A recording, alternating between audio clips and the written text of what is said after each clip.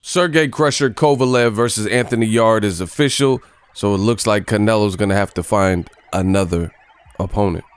What up, Fight World? It's your boy Ego, and I'm back with some more boxing. Make sure you smash the like button. Also, subscribe to the channel for the latest and greatest in boxing. Let's jump right into it. If you're new, consider subscribing. BT Sport, and they confirmed it. As you guys see, they have like a little ad. Kovalev versus Anthony Yarde, Saturday 24th, August 24th in Russia for the WBO title. And then they tagged all parties involved. Also been confirmed by Frank Warren. He put up this flyer. August 24th in Russia. So it's going down at the light heavyweight division. This is a good fight. Frank Warren says it's on. 18-0, 17 knockouts.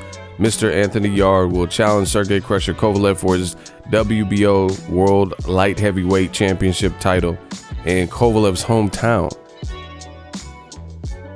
Ooh, August 24th. You know, I got to give props for Frank Warren and team Main Events for getting this done, because it's been a uphill battle, like, to get this fight over the line. And a lot of people got to the point where a lot of people were doubting if the fight would happen. You know, for whatever reason, they were stalled out, you know, trying to agree on location. Initially, Anthony Yarde's trainer, Tunde, he was saying that Yarde is not going to Russia, you know. And a lot of people were like, oh, hey, he's a mandatory. He should just take it, you know. He needs to prove himself. And you know, they got over it. The money was good, and he decided to, you know, he's still gonna fight. This is a good fight. You see Anthony Yarde's in shape. You know, I don't know why he's with James Harden, but maybe an Adidas promotion or something. I like Anthony Yarde, you know, but the thing is, he hasn't fought anyone the caliber of Kovalev. So this is gonna show us about Anthony Yarde. You know, he definitely looks the part. He's always in shape, shredded. If you watch his drills, like the drills he's doing, I believe he picked up boxing late, but you know, he has some coordination, good speed. Lions in the camp, lions in the camp. See? Okay.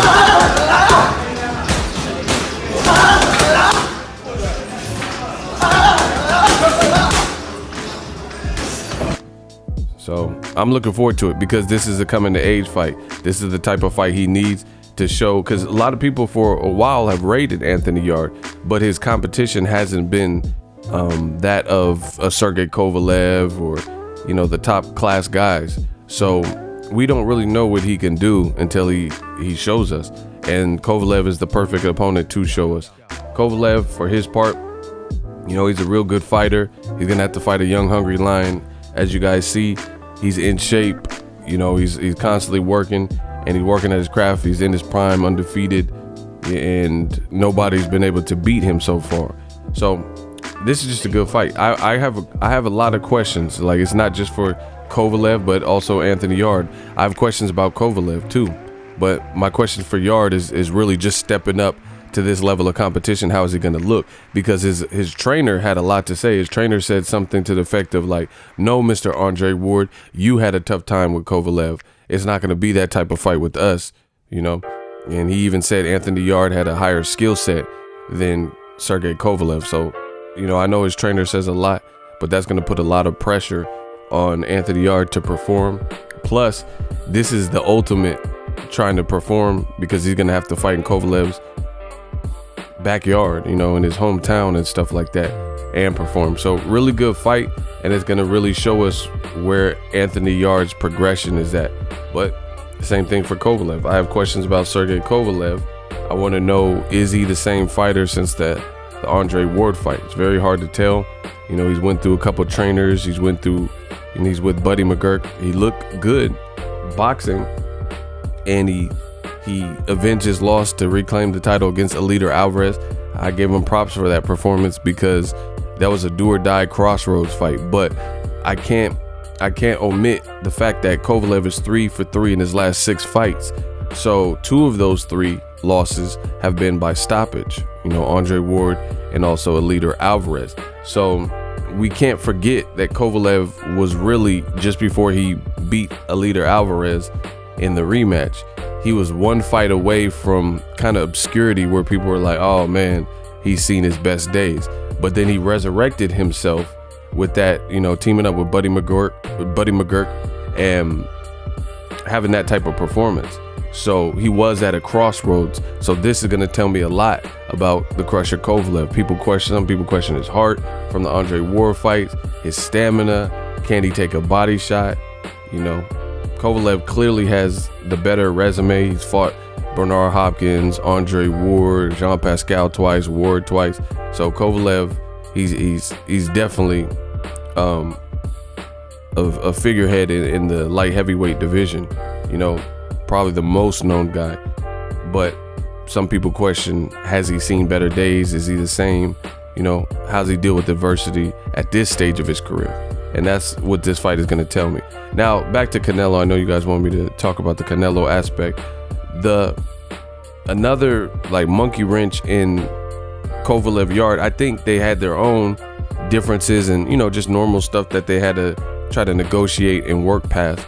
But another issue came about because DAZN needs a big fight, so they try to get in the mix and try to get in the way of it and they basically called out Kovalev and said they want to fight Kovalev. They want Canelo versus Kovalev. Canelo to move up and fight Kovalev, move up from 160 to 175.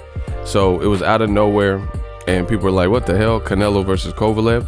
And obviously Kovalev, he's entertaining this because he has a chance to beat a budding star and make a lot of money. However, things fell apart because according to all the reports, they weren't trying to pay Kovalev. They tried to lowball him. They tried to offer him less money than Gerald Big Baby Miller got on DAZN, or was set to get before he failed a drug test against Anthony Joshua. He was reported to have been offered less money than Danny Jacobs got to fight Canelo. And he's like, what the hell? We're risking everything. Canelo's a good fighter. He's fast. And losing to a guy like Canelo, if that were the case, would be bad for us. And it would give Canelo a whole new stature. If he were to beat, a champion at light heavyweight with a resume like Kovalev. So they're like, you got to pay like you weigh. But for whatever reason, and this is very confusing about DAZN, Eddie Hearn, who represents DAZN, he came in the gate saying it's the American takeover. DAZN came out saying the pay-per-view is dead. Eddie Hearn was constantly talking about money, and we got the biggest budget out of all the boxing, bigger than Top Rank and Premier Boxing Champions. So with a superstar like Canelo, who is getting the richest sports contract in history, supposedly $365 million for 10, 11 fights, how come they can't appease Kovalev, to get that fight over the line when they need big fights? How is Canelo just able to call out all these guys, Caleb Smith, Sergey Kovalev, right, Demetrius Andrade, and really have no intention of fighting some of them and or send them offers that, are considered low that they're not going to really take? To me, that's really weird, especially since Eddie Hearn and DAZN, they claim pay-per-view is dead and they got the biggest budget. So how come they cannot facilitate the biggest deals and the biggest fights? How come Frank Warren and Top Rank are getting Kovalev Yarde again? And Kovalev was interested in fighting Canelo, but he wasn't going to sell his soul to do it, because the fact of the matter is, if he beats Anthony Yarde, he'll get probably more respect. Canelo would be more like instant gratification, if you will. He'll get the clout from beating a name, but he's also beating a smaller guy. So people, depending on how he looked, if he had a flawless performance, it'd be kind of like Errol Spence Jr. versus Mikey Garcia. People would respect it, but, they would expect it as well, just because he's coming up in weight, So he gains more in terms of like true boxing fan, not the man fans and stuff, but true boxing fans. I think he gains more if he could defeat Anthony Yarde, because Anthony Yarde is, like I said, looks the part, in shape, He has a version of the WBO, I think. He's a mandatory, and he's undefeated. Knockouts in that. He has 18 fights and 17 knockouts in that division, not in, 54 and all this other stuff. So, I'm really happy the Canelo fight is not happening next, because Canelo, if anything, why doesn't Canelo fight the winner of Kovalev versus Anthony Yarde? Don't get in the way, and that's what's wrong with boxing. They're trying to do this circus fight shit. They're trying to be like Floyd, but they're not moving the same. Why would I want to see two established light heavyweights, or to some degree a guy that's earned his shot, not get his shot because somebody from a lighter division wants to come up and throw a monkey wrench in that? Plus, you have to factor this in. Canelo, when he's fought bigger guys in the past, there's been other stipulations, like a rehydration clause. He had one against Julio Cesar Chavez Jr., against Danny Jacobs, and even against Rocky Fielding. So that's another reason why I wasn't too keen on Canelo, because if he did that to Danny Jacobs, to be in the same weight class as Danny Jacobs, yet you still put him on a rehydration clause per contract, who knows what they would have done to Kovalev, seeing how Kovalev's the size he is and 2 divisions higher. I don't like that. It's like bending of the rules when we could see Anthony Yarde and Kovalev, they both at 175, and they're not tripping off of the light heavyweight and rehydration and all that other bullshit, and it's a really good fight. So I wouldn't want to see that. They're trying to turn boxing into this popularity contest, and that's not what it's about. Like, that'd be equivalent. Let's say Adrian Broner was about to fight Marcos Maidana, which was a good fight at the time, right? Broner was a champion. He beat Paulie Malignaggi. He was about to fight him at 147. Let's say Ryan Garcia was around at that time, and because he's popular and he has 2 million followers on Instagram, let's say he would try to, I want to fight against Broner, and then now he wants to get in the way of Broner versus Maidana, which is already a good fight at that division with guys who have fought at 47, and it's a title fight, and let's say Maidana was the mandatory. I wouldn't want to see Ryan Garcia just be able to come in and cancel an already good fight, especially if it's going to be like weight stipulations and the whole charade like that, when we could just see a good fight at the ready-made division. Plus, to me, I think Kovalev is an advanced cherry pick for Canelo, meaning he needs a big fight, and he's picking around talented fighters at 160, 168, and 175 to land on Kovalev. How would you just randomly land on Kovalev, the guy who's 3 for 3 in his last fights? That's not. Why not fight Dimitri Bivol? He's been calling you out. Why not fight Caleb Smith at 68? You're a champion there. He won the Ali Trophy. He's big. He can punch. Why not fight Jamal Charlo? He's big. He can punch. He got a jab. He's undefeated. That would be a huge fight in Texas. Why not fight Demetrius Andre?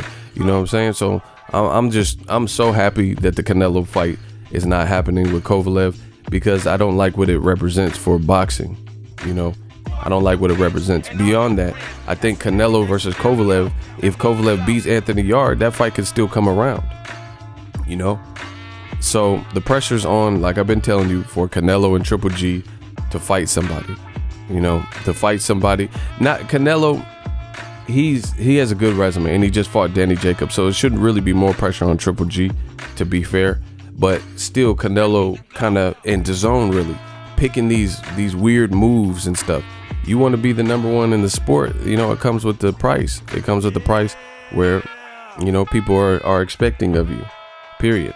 And to me, it's not a good look. You're willing to fight Kovalev, a puncher and a good boxer, at 75, but then you have talent in your own division who are aligned with your same streaming app, DAZN, and they can't get the fight. So that shows me stylistically there must be something that they really don't like for Canelo, because Andrade should be a easy shoo-in. We'll see who Canelo picks. Hopefully it is Andrade. I don't think it'll be Charlo. I don't really think it'll be Andrade, but to each his own. Whenever he decides, I will make a follow-up video, but for now I'm happy. Kovalev versus Yarde is a good fight, And you know, I don't see why Golden Boy, if they really wanted to fight Canelo and Kovalev, why send him an offer that you know he's not going to take, you know? And to me, I don't want to see 2 fights get ruined, like, because Kovalev and Canelo can't agree on a price. You know, I don't want to see Kovalev versus Yarde not come around because they spent too much time BSing with Canelo and his team. So I'm glad that we're getting at least Kovalev Yarde. It's a meaningful fight. It satisfies a mandatory, and I need to see a lot of radical Canelo fans, the man fans, they say, oh, you're just hating on Canelo and stupid shit like that. No, I love boxing. I need to see things about Anthony Yarde. The world doesn't revolve around Canelo Alvarez. You know, there's questions I have about Anthony Yarde as well. So Kovalev fight, that especially in Kovalev's home turf in his backyard, these will answer those questions. So it's a good fight. It's a better fight because it's a ready-made fight. It's a fight where the guys are already in that division and already punching hard for that division, those types of things. So really happy that we're getting Kovalev versus Yarde. I think that's an excellent fight. In Russia, adds an element of danger for Anthony Yarde. And, you know, a lot of what Anthony Yarde's trainer Tunde said, he's going to have to back up now. I know Anthony Yarde's going to get a lot of money, but if he wants to stay undefeated, Kovalev, you know, he's a good fighter.